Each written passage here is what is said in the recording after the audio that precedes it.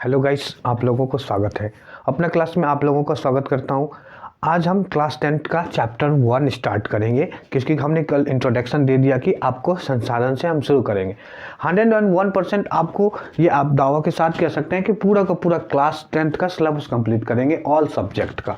इसलिए please channel को subscribe कर दो, लाइक करो और शेयर कर दो, क्योंकि अब हम न्यू बैच मतलब 17 से जो है फर्स्ट एग्ज़ाम जो है शुरू हो रही है। अब हम लोगों को जो 9th वाले बच्चे हैं वो 10th में चले गए, अब उनको तैयारी करना है अच्छे तरीके से, अच्छे ढंग से। इसलिए प्लीज़ करके चैनल को सब्सक्राइब कर दो, शेयर कर दो और लाइक करो, कमेंट भी करो कि भाई आपको क्या प्रॉब्लम है, और उस समस्याओं को समाधान करने का हम आपके प्रयास करेंगे।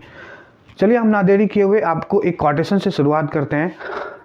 ना संघर्ष ना तकलीफ, खाक मजा है जीने में, बड़े बड़े तूफान भी थम जाती है जब आग लगी हो सीने में।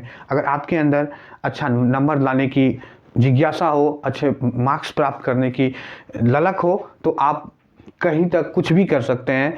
तो इसलिए हम आपको, आप जैसे ऐसे बच्चे जिनको इसको कुछ अच्छे मार्क्स लाने की ललक है, उनके लिए हम तहे दिल से उनका स्वागत करते हैं, और जो बच्चे लगातार उनको हम मोटिवेट करते हैं। चलिए हम ना देरी किए हुए स्टार्ट करते हैं। संसाधन। चलिए संसाधन होता क्या है? देखो, संसाधन मतलब जितना भी वस्तु उपयोग, देखो हम पहले लिखते हैं उपयोग में आने वाली हर वह वस्तु संसाधन है।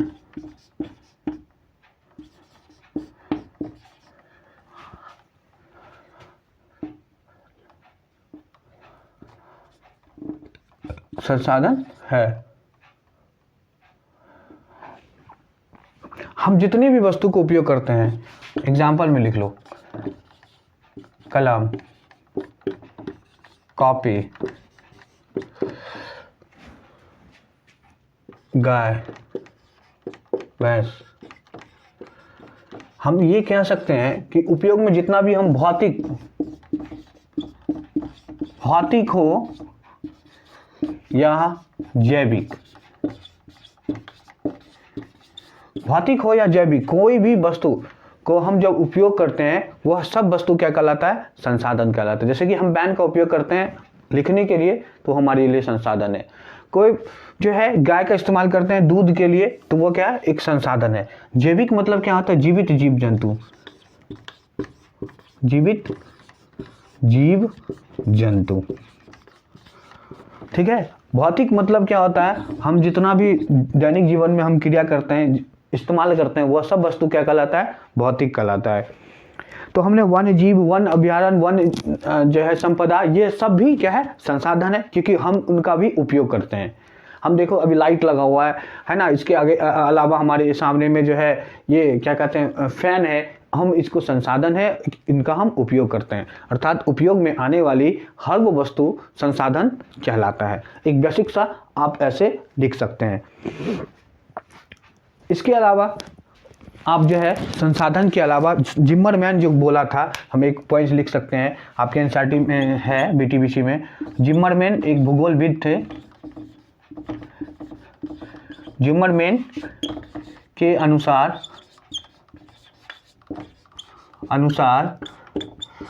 क्या होता है? क्या बोले थे? संसाधन होते नहीं बनते हैं। संसाधन होते नहीं बनते हैं। अब देखो, जिम्मरमैन एक भूगोलविद थे, उसने कहा कि संसाधन होते नहीं बनते हैं। मतलब आप जिस तरीके से जिस वस्तु को जिस यूज में करते हैं वह क्या कहलाता है? संसाधन कहलाता है। जैसे किसी व्यक्ति के द्वारा लाइट का उपयोग क्या करते हैं? रोशनी के लिए करते हैं। किसी का उपयोग लाइट करने के लिए, हम क्लास लेने के लिए करते हैं। तो डिफरेंट प्रकार की यूजेज होते हैं। तो जो भी वस्तु है उनका हम यूज जो भी जिस तरीके से करते हैं उस तरीके से वो क्या कहलाता है? संसाधन कहलाता है। मतलब आप जिस भी वस्तु का उपयोग करते हैं, मतलब जैसे भी आप उसको उपयोग में लाते हैं, जैसे कि हम एग्जाम्पल की बात करें, जैसे हम कॉपी रखते हैं, तो कॉपी का इस्तेमाल किसके लिए करते हैं? हम लोग लिखने पढ़ने के लिए करते हैं। कोई एक जो है छोटा सा जो ठेला वाला है या फिर वो कुछ बेचने के लिए भुजा वाला है, तो उनका उपयोग क्या करते हैं? वो फाड़ के उनको इस्तेमाल जो है क्या करते हैं? भुजा देने के लिए इस्तेमाल करते हैं, तो वो भी एक संसाधन है, बट उनके लिए अलग संसाधन है। तो इसीलिए जिमरमैन कहा कि संसाधन होते नहीं बनते हैं, मतलब आप इसको जिस जिस तरीके से आप यूज करेंगे वह उस तरीके से क्या कहलाएगा, संसाधन कहलाएगा। तो आपने लिखा उपयोग में आने वाली हर वो वस्तु संसाधन कहलाते हैं, संसाधन होते नहीं बनते हैं। ठीक है, अब हम संसाधन को कई तरीके से बांट सकते हैं। हम सबसे पहले बात करेंगे उत्पत्ति के आधार पर संसाधन के प्रकार।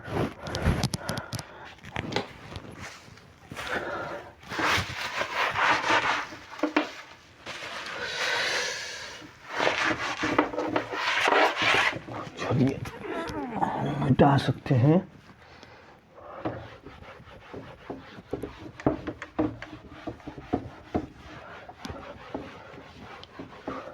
अब देखिए, हम उत्पत्ति के आधार पर हम संसाधन की प्रकार की बात करेंगे।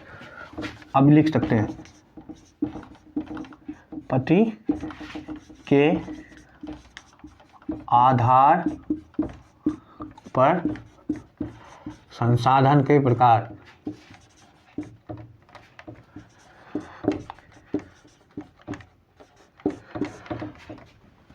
उत्पत्ति के आधार पर संसाधन कितने प्रकार के हैं?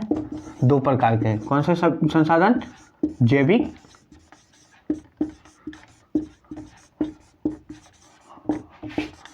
और दूसरा अजैविक संसाधन।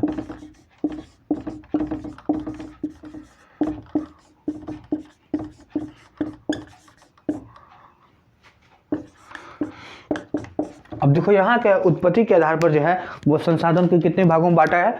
संसाधन को के प्रकार जो है 2 प्रकार है। कौन कौन सा है? यहाँ भी लिख सकते हैं जैविक, दूसरा क्या हो जाएगा? अजैविक। अब उतार लिए। ठीक है, जैविक संसाधन क्या होता है? अब यहाँ हम बात करेंगे जैविक, ऐसे संसाधन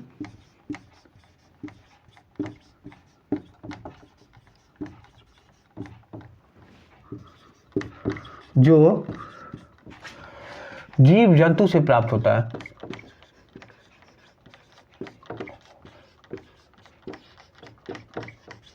प्राप्त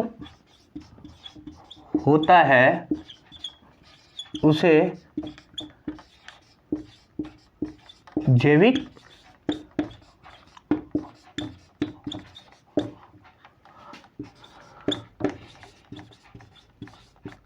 कहते हैं। ऐसे संसाधन, देखो क्या कह रहा है कि जिस भी संसाधन का उपयोग जो हम जीव जंतु से प्राप्त करते हैं, जैसे कि एग्जाम्पल में गाय, वनस्पति, यहाँ हम लिख देते हैं एग्जाम्पल। एग्जाम्पल में क्या है? गाय। गाय के उपयोग हम दूध के लिए करते हैं। वनस्पति पेड़ पौधा देते हैं। वनस्पति का उपयोग हम भोजन के रूप में भी करते हैं, जड़ी बूटी के रूप में भी करते हैं, तो वनस्पति। इसके अलावा हम जंतु ले सकते हैं, मनुष्य ले सकते हैं। ठीक है, तो आपने देख लिया उत्पत्ति के आधार पर संसाधन के प्रकार। तो संसाधन के कितने प्रकार के हैं उत्पत्ति के आधार पर? तो 2 प्रकार के हैं, जैविक और अजैविक संसाधन। तो जैविक संसाधन किसको कहते हैं? ऐसे संसाधन जो जीवित जीव जंतु से प्राप्त होता है, ऐसे संसाधन को जैविक संसाधन कहते हैं। चलिए हम दूसरे पर चलते हैं, अजैविक संसाधन।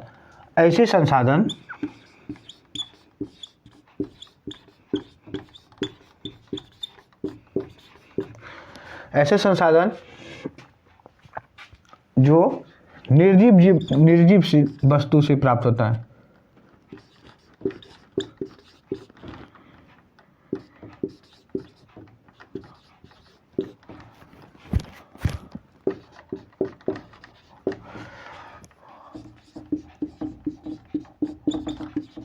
होता है उसे और जैविक संसाधन कहते हैं।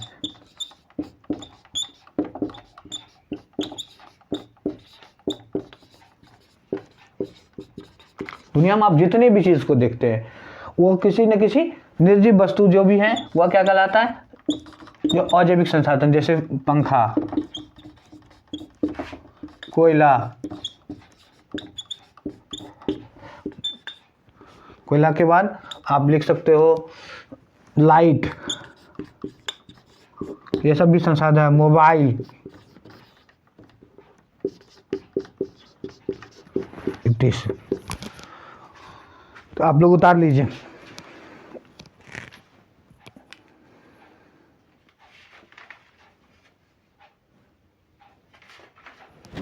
इसके अलावा आप धातु भी लिख सकते हैं।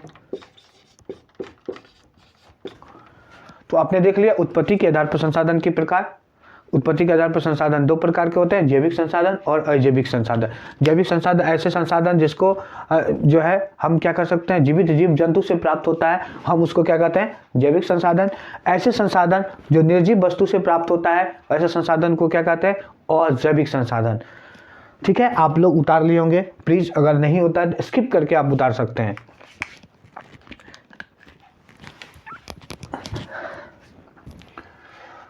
अब यहाँ हम मिटा देंगे इसको। उसके बाद हम उत्पत्ति के आधार पर हमने देखा, अब दूसरा आधार हम लेंगे। इसके हम सबसे पहले किसके आधार पर बात किए थे, उत्पत्ति के आधार पर। अब उत्पत्ति के आधार के अलावा हम उपयोगिता के आधार पर संसाधन के प्रकार।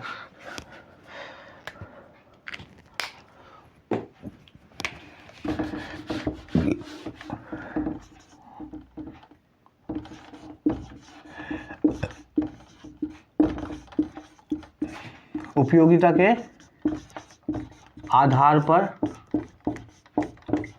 संसाधन के प्रकार।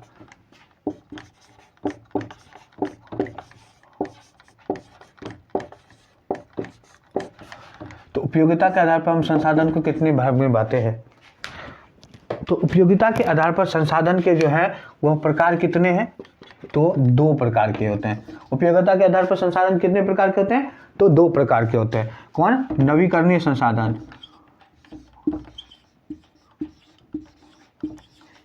कौन सा होगा, नवीकरणीय संसाधन। ठीक है, तो हम सबसे पहले नवीकरणीय संसाधन किसको कहते हैं, ऐसा संसाधन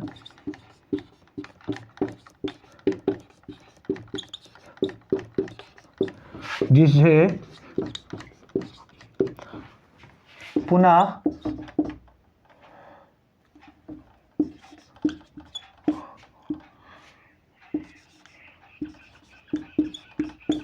चक्रण या पुनः पूर्ति किया जा सके। ऐसे संसाधन जिसको पुनः पूर्ति या पुनः जो है पुनः चक्रण किया जा सके, ऐसे संसाधन को क्या कहते हैं, उसे हम क्या कहते हैं, नवीकरणीय संसाधन कहते हैं। क्या कहते हैं, नवीकरणीय संसाधन कहते हैं। देखिए इसका एग्जांपल, यहां से एक क्वेश्चन भी पूछ सकता है। हम एक दो चीज बताएंगे, सौर ऊर्जा,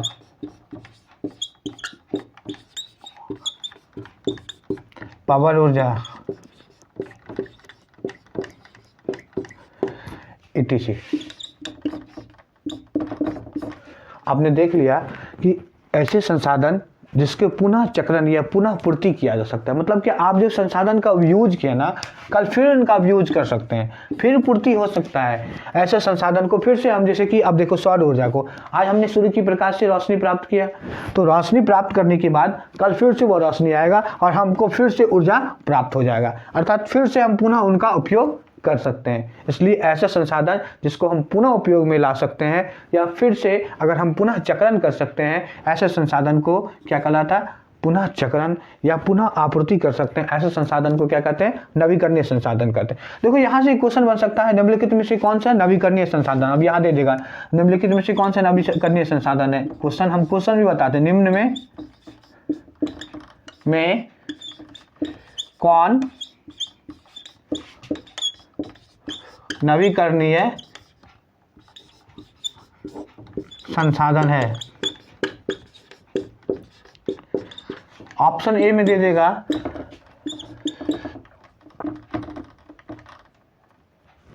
ऑप्शन ए में आपको दे देगा पवन ऊर्जा, बी में देगा पेट्रोलियम,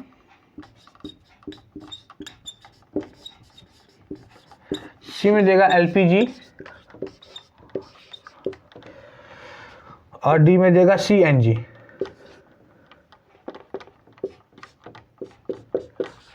तो आप किसको लगाएंगे? अगर आपको डिफिनेशन बताया कि नवीकरणीय संसाधन कहते हैं तो आप लगा देंगे पवन ऊर्जा, क्योंकि पवन कभी हवा कभी खत्म नहीं होता है। तो इस तरह से आप इनको आंसर कर देंगे। अगर आपको नवीकरणीय संसाधन का डिफिनेशन नहीं बताया तो आपका एमसीक्यू अर्थात ऑब्जेक्टिव क्वेश्चन गलत हो जाएगा, क्योंकि क्लास 10th के एग्जाम में 50% ऑब्जेक्टिव का योगदान है। अगर आपको अच्छे तरीके से तैयारी करना है तो मेरे चैनल को सब्सक्राइब कर लो, क्योंकि यहाँ आपको 100% पूरा का पूरा हर चैप्टर का थ्योरी, इसके अलावा क्वेश्चन आंसर, ऑब्जेक्टिव और आपको सिलेक्टेड क्वेश्चन भी दिया जाएगा। चलिए हम इतना आगे हम चलते हैं। इसके अलावा स्वामित्व के आधार पर संसाधन के प्रकार, सॉरी हमने नवीकरणीय संसाधन कर लिया, अब हम दूसरा करेंगे और नवीकरणीय संसाधन।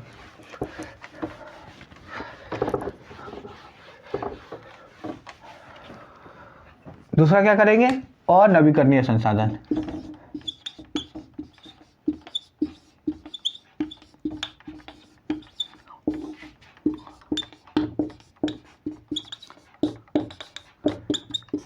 ऐसे संसाधन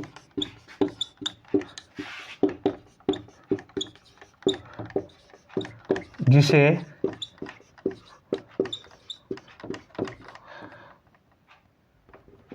पुनः उपयोग नहीं कर सकते, उसे और नवीकरणीय संसाधन कहते हैं।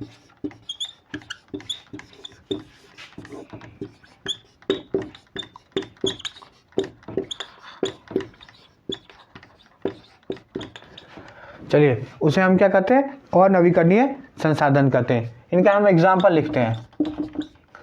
इनका एग्जाम्पल क्या हो जाएगा? पेट्रोलियम,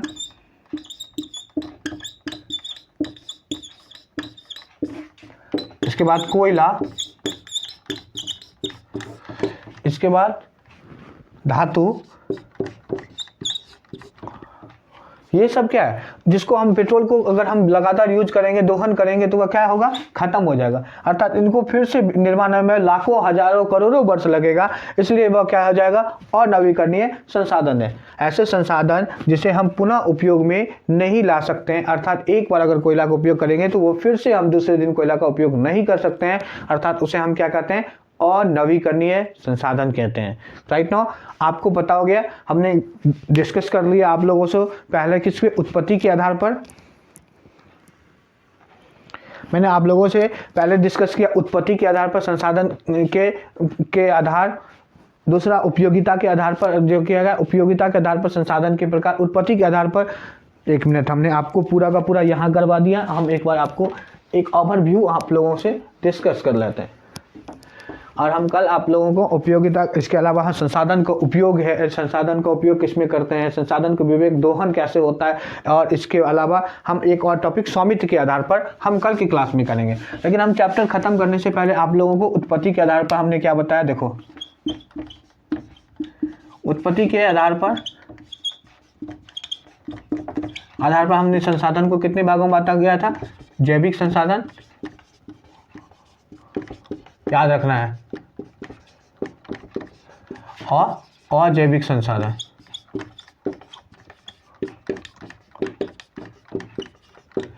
इसके अलावा उत्पत्ति के आधार पर हम क्या कहते हैं? उपयोगिता के आधार पर।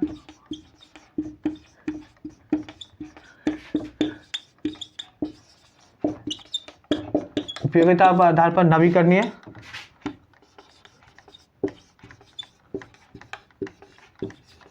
करणीय और अनवीकरणीय। ठीक है, हम कल किसके बारे में डिस्कस करेंगे? नोट करो, हम कल किसके बारे में डिस्कस करेंगे? उपयोगिता, उत्पत्ति और स्वामित्व के आधार पर।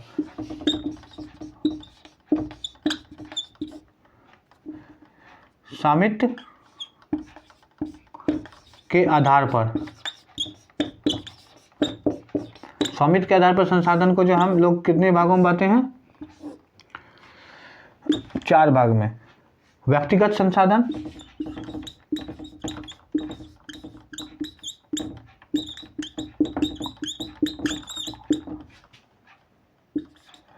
उसके बाद सामुदायिक संसाधन,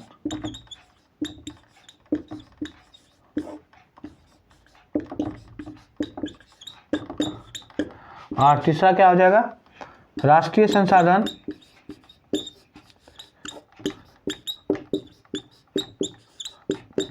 और चौथा क्या आ जाएगा, अंतर्राष्ट्रीय संसाधन।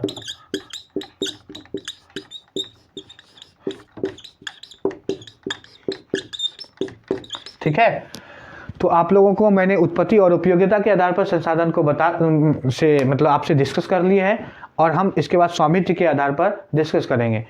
आप लोगों को पूरा का पूरा संसाधन 2 से 3 वीडियो में हम लोग क्लियर करने का आपके प्रयास करेंगे। उनके बाद हम ऑब्जेक्टिव भी करवाएंगे एनसीईआरटी का, और इसके अलावा प्रीवियस ईयर का क्वेश्चन भी आप लोगों से डिस्कस किया जाएगा। तो प्लीज़ करके चैनल को सब्सक्राइब कर दो, लाइक करो और शेयर करो, और कमेंट करके बताओ कि आपको किस तरह की समस्याएं होती है, तो हम उन समस्याओं को सॉर्ट आउट कर देंगे। क्योंकि आप लोगों के लिए हम काफ़ी मेहनत नाइट में 2-3 बजे तक आपकी नोट्स को प्रोवाइड करते हैं, मेहनत करके आप लोगों के लिए बनाते हैं, तो फिर आप लोग का भी कर्तव्य बनता है कि इस चैनल को सब्सक्राइब करो। ठीक है, तो हम कल मिलते हैं फिर अगले वीडियो में। सी यू अगेन, बाय।